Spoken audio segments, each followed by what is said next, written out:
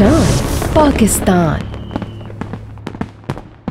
Welcome back after the break. आप देख रहे हैं आज पाकिस्तान और आज की 14 अगस्त यानी ये जश्न आज़ादी हमारे खिलाड़ियों के नाम, ये राइजिंग स्टार्स जो यकीनन पाकिस्तान की शान है, पाकिस्तान का फ़ख्र है। अब जिस मेहमान को मैं इंट्रोड्यूस कर रही हूँ उन्होंने हॉकी की फील्ड में नुमाया कामयाबियाँ हासिल की हैं और he was nickname to be the flying horse. जी हाँ, मैं जिक्र कर रही हूँ ओलंपियन समीउल्लाह का। अस्सलाम वालेकुम सर, बहुत बहुत शुक्रिया आज 14 अगस्त के मौके पर हमें वक्त देने के लिए। और आप ही के साथ हमें ज्वाइन कर रहे हैं जिनके नाम में ही फ़ख्र है, यानी फ़ख्र आलम। और यकीनन आजकल आप अपनी स्क्रीन्स पे देख रहे हैं एक ज़बरदस्त रियलिटी शो यानी द 60 आवर्स टू ग्लोरी, उसका भी जिक्र करेंगे, उसके बारे में भी बात करेंगे। चाहे वो फिलांथ्रोपी की फील्ड हो, चाहे वो टेलीविज़न मीडिया हो, गुलकारी हो, हर जगह ही अपना एक बहुत ही मुनफरिद नाम बनाया है। हमारे साथ मौजूद है फ़ख्र आलम।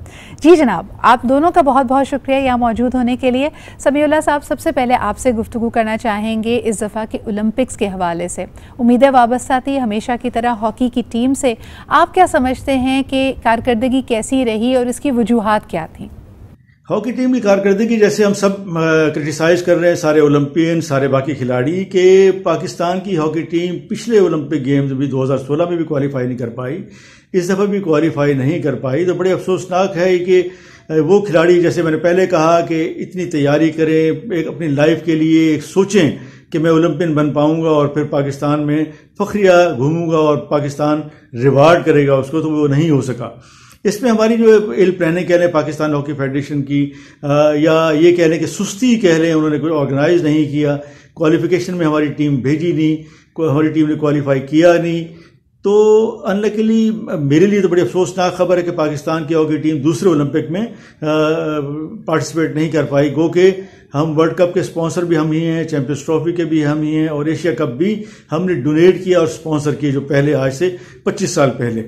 तो मुझे उम्मीद है कि पाकिस्तान हॉकी फेडरेशन और हुकूमत पाकिस्तान आइंदा ओलंपिक के लिए ज़रूर सोचेगी कि पाकिस्तान की हॉकी टीम वहाँ ज़रूर जाए, और सिर्फ ये जेवलिन और वेट लिफ्टिंग में मेडल ना हो, बाकी में भी मेडल हो। मुझे उम्मीद है कि पाकिस्तान में पोटेंशियल है। इंशाअल्लाह अगर हमारी फेडरेशंस फाल काम करती रहेंगी तो बहुत कुछ हो सकता है। फ़ख्र, एक दफ़ा फिर यहाँ पे जिक्र करना चाहेंगे 60 आवर्स टू ग्लोरी। यकीनन हमारे पाक फ़ौज के जवान हमारा फ़ख्र हैं, और जिस तरह आपने पहले भी इसके बारे में बताया कि this is one of the toughest competitions. अब जैसे जैसे ये रियलिटी शो अपने फ़िनाले के करीब पहुँच रहा है, देखने वालों की दिलचस्पी और उनकी एक्साइटमेंट बढ़ रही है। So what more can be expect in the episodes that are to come? Thank you Sidra. अस्सलाम वालेकुम आपको, तमाम देखने वालों को जश्न आज़ादी बहुत बहुत मुबारक हो। Happy birthday Pakistan. What a great day it is to be alive. जी सिद्रा, 60 Hours to Glory जो है वो बिल्कुल अपने फाइनल स्टेजेस में पहुंच गया है। टीमों का मुकाबला बड़ा ही सख्त रहा है। मेरे लिए खुद भी personally one of the most difficult projects जिसका मैं हिस्सा बना, physically mentally both very draining and a true test, यानी ह्यूमन स्पिरिट का जो है ना सही वाला टेस्ट जो है ना वो होता है यहाँ पर। और देखते हैं कि कौन गोल्ड मेडल जीतता है और पाकिस्तान की नुमाइंदगी करता है बरतानिया में कैमरियन पेट्रोल पे, जो कि बैनुल-अक़वामी सतह की फौजी मशकों के मुकाबले होते हैं। उनको आप ये भी कह सकते हैं कि दे आर दी ओलंपिक्स और the world championship of military exercises. Pakistan वहाँ पे 5 दफ़ा पहले भी गोल्ड मेडल ले चुका है और मुझे यकीन है कि एक दफ़ा फिर अगर मौका मिला तो we will do really well. और साथ साथ में जो उसमें इस प्रोग्राम में हम एक और चीज़ शुरू की थी, सुपर फैंस का सिलसिला। विनर्स जो थे उनको हम लेकर जाते थे ताकि वो फर्स्ट हैंड एक्सपीरियंस कर सकें paragliding, parasailing, jet skiing, water sports, training, physical fitness की एक्सरसाइजेज, वो रिजीम्स, वो तमाम लाइफस्टाइल जो कि मिलिट्री प्रोफेशन में आपको एक्सपीरियंस करने को मिलती है। और मुझे इतनी खुशी हुई कि इतने सारे जो यंगस्टर्स थे वो ये कह रहे थे कि पहले तो मैं सोचता था कि नहीं बड़ा मुश्किल काम होता है, पर ठीक है मुश्किल तो है, but it's really exciting and I will definitely, मैं जो हूँ वो सोचता हूँ कि मैं मे भी शायद आर्मी में भर्ती हो जाऊँ, नेवी में चला जाऊँ, एयरफोर्स में चला जाऊँ। So it's really really great and I hope कि लोग 60 Hours to Glory देखते रहेंगे। Final episodes are on their way. Samiullah साहब, इस दफ़ा ओलंपिक्स में हमने एक और बड़ी इंटरेस्टिंग चीज़ देखी कि one of the most decorated gymnast of all time, Simone Biles ने अपनी मेंटल हेल्थ को यानी अपनी जहनी सेहत को तरजीह देते हुए शी बाउड आउट, और उन्होंने कहा कि वो पार्टिसिपेट नहीं करना चाहेंगी। बड़ा क्लियरली उन्होंने कहा कि ये कोई फ़िज़िकल इंजरी नहीं है, लेकिन मैं अपनी मेंटल हेल्थ को प्रायोरिटी बनाती हूँ। क्या आप वाकई समझते हैं कि जिस किस्म का प्रेशर खिलाड़ी फेस करते हैं इंटरनेशनल प्लेटफॉर्म्स पे, वो उनकी जहनी सेहत को काफ़ी नुकसान पहुंचाता है और ख़ास तौर पे आज के नौजवानों के लिए चाहे खेल का मैदान हो या अदरवाइज़ भी प्रेशर बहुत है। इनको आप क्या मशवरा देंगे? तो बिल्कुल सही फरमाया आपने, क्योंकि ये ओलंपिक जो 2020 के हुए, जो 1 साल के बाद हुए, ये को ख़ास तौर पे मैं कहता हूँ जापानीज़ की बड़ी हिम्मत है कि उन्होंने सारे एथलीट्स को बुलाया और उन्होंने कहा कि आके पार्टिसिपेट करें। हालात नामसाइद थे, शॉपिंग बिल्कुल नहीं थी, सोवेनियर बिल्कुल कम थे और कोविड की वजह से लोग घबराए हुए थे, बाहर की कंपनीज नहीं आई। बिल्कुल आपकी बात ठीक है कि वो जो एक एडवर्टाइजमेंट होती है, एक जो माइलेज मिलता है खिलाड़ियों को, वो नहीं मिला। लेकिन इस किस्म के जो हादसात हैं वो होते रहते हैं और ये पहला हादसा था इस किस्म का हुआ। मैं कहता हूँ नौजवान खिलाड़ियों के लिए बिल्कुल इंकरेजमेंट नहीं है, लेकिन कम से कम एक ये तो हुआ कि उनके 4 साल ज़ाया नहीं हुए। जिन्होंने भी तैयारी की थी पिछले 4 सालों में, उन्होंने इस वक्त जाहिर किया कि हम बाकी डोमिनेट कर सकते हैं, अगर प्रैक्टिस की जाए अच्छा खेल सकते हैं। तो ये होता रहता है। उम्मीद है इंशाअल्लाह, अल्लाह से दुआ है कि आइंदा साल ये नहीं होगा, आइंदा ओलंपिक में ये नहीं होगा। इस ओलंपिक में ये हुआ और खिलाड़ियों को जिसको कहते हैं कि दिल शिकनी हुई, लेकिन ये रिकॉर्ड उनके पास है, उनको एक यादगार उनके पास है, तो काफ़ी हद तक बेहतर हो गया। फ़खर, पेंडेमिक ने, इस कोविड-19 ने हमारी ज़िंदगियों के तमाम ही जो त्यौहार हैं, हमारे सारे इम्पॉर्टेंट डेज़ को, हमारी सेलिब्रेशंस को बदल कर रख दिया है। आज भी हम लोगों को कह रहे हैं कि सेलिब्रेट करें यकीनन, लेकिन एहतियात के साथ। तो क्या कहेंगे कि इस वक्त एक अच्छा पाकिस्तानी होने का, एक रिस्पॉन्सिबल पाकिस्तानी होने का हम सबूत कैसे देख सकते हैं, स्पेशली क्योंकि आप वतन से बाहर हैं, जो कोविड के तनाजुर में पाकिस्तान के बारे में एक एक पब्लिसिटी है, जो बात की जा रही है कि हमने बड़ा अच्छा मैनेज किया है, इस साख को मज़ीद हम बरकरार कैसे रख सकते हैं, इसमें और लोगों को कैसे बावर करा सकते हैं कि हमने एक ज़िम्मेदार कौम होने का सबूत दिया है? जी बिल्कुल सिद्रा, आई थिंक कि बड़ी आपने ज़बरदस्त और इम्पॉर्टेंट बात ये की है और आई थिंक कि हमें जब भी सेलिब्रेट करें रिस्पॉन्सिबली करें। अच्छा, और मैं क्योंकि ख़ुद इस वक्त पाकिस्तान में मौजूद हूँ, आप बिल्कुल सही कह रही हैं कि मैं बाहर होता हूँ, मगर मैं कोशिश करता हूँ कि 14 अगस्त के आगे पीछे मैं पाकिस्तान आ जाऊँ और फिर यहाँ पर रहूँ। सो आई एम हेयर अगेन और मैं देख रहा हूँ लोगों को कि बहुत सारी जगहों पर लोग जो हैं वो एहतियात नहीं कर रहे।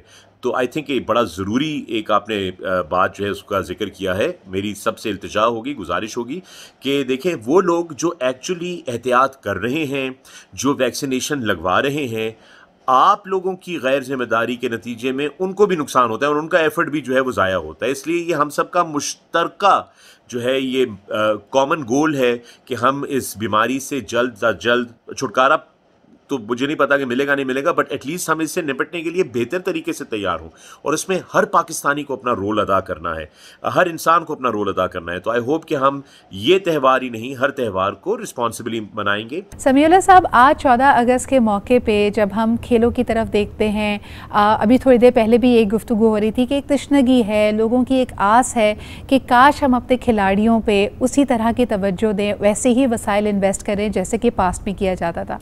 अब गेम्स बहुत कॉम्प्लेक्स हो गए हैं, चीज़ें बहुत सोफिस्टिकेटेड हो गई हैं, तो जो उभरते हुए सितारे हैं, जो यंग एथलीट्स हैं, जो कभी कभी हौसला हार जाते हैं इस तरह की गुफ्तगू सुनकर कि शायद उनकी वो कदर नहीं है, उन पे वो इन्वेस्टमेंट नहीं है, इंटरेस्ट नहीं है हुकूमत का, कौम का, आप उनको क्या पैगाम देना चाहेंगे? नौजवान जो है, आज 14 अगस्त के हवाले से मैं कहूँ कि पाकिस्तान का यौम पाकिस्तान है, पाकिस्तान बनने का दिन है। हम बड़े खुशकिस्मत हैं कि पाकिस्तान में पैदा हुए, पाकिस्तान की सरजमीन से हमें मैं कहता हूँ कि बहुत मोहब्बत होनी चाहिए। पाकिस्तान की सरजमीन के लिए हमें बहुत कुछ करना चाहिए, डिसअपॉइंट नहीं होना चाहिए और ख़ास तौर पे मैं ये कहूँगा खेल ज़रूर खेलने चाहिए। जब आप खेलते हैं तो आप में टॉलरेंस भी आती है, आप शेयर भी करते हैं। एक अच्छे शहरी बनने के लिए ये चीज़ें बड़ी सख्त ज़रूरत है और आजकल मैं देख रहा हूँ माँ बाप कोशिश करते हैं अपने बच्चों को आउटडोर ले जाने के लिए। और इस कोविड में जैसे कि सारा साल, इस साल भी पिछले साल भी हम सब घर रहे, तो अभी जैसे शुरू होता है थोड़ा सा तो बच्चे माँ बाप के साथ जाकर पार्क में जाते हैं, मुख्तलिफ खेल खेलते हैं। तो 14 अगस्त बहुत इम्पॉर्टेंट दिन है हमारे लिए, एक अहम दिन पाकिस्तान हमें मिला, इसकी जितनी भी कदर की जाए कम है और अगर खेलों के ज़रिए आप इसकी खिदमत करेंगे तो बहुत अच्छा होगा। फ़खर, वैसे तो आपकी आप हर दिल अजीज़ हैं अपनी गुलकारी की वजह से, लेकिन काफ़ी अरसे से आपने उससे दूरी बनाई हुई है। एक सवाल मैं आपसे करना चाहूँगी कि 14 अगस्त के मौके पे हम बहुत सारे अपने कौमी गीत सुनते हैं और अक्सर ये बात हम लोगों को कहता हुआ सुनते हैं कि जी वो जो पुराने और हमारे जो क्लासिक्स की बात है, वो नए गानों में वो जज्बा, वो पेट्रियाटिज़म नज़र नहीं आता। क्या आप इस बात से एग्री करते हैं? देखिए सिद्रा, हर दौर का एक ज़ौक़ होता है। वक्त के साथ साथ अंदाज बदल जाते हैं, चीज़ें बदल जाती हैं।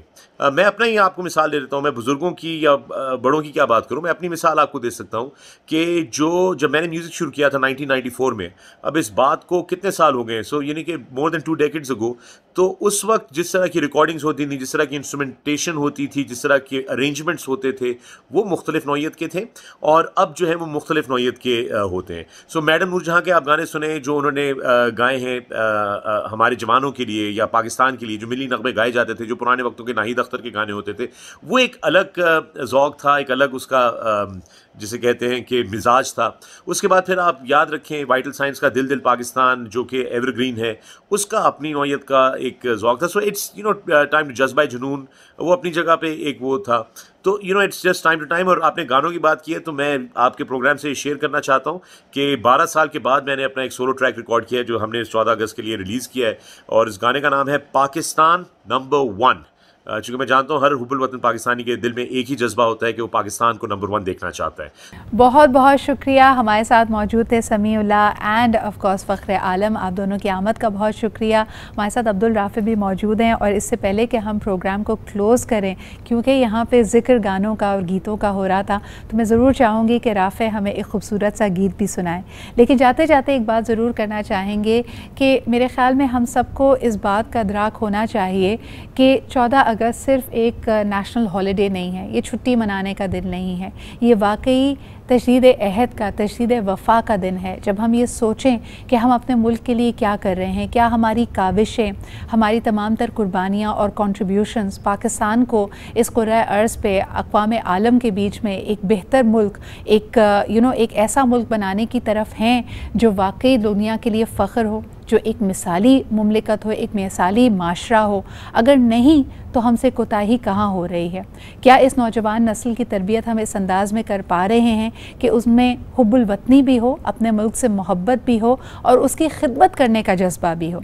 आई थिंक ये खिदमत का जज्बा अगर हम अपनी कौम में उजागर कर पाएँ तो nothing can stop us from being the best of the best countries in the world.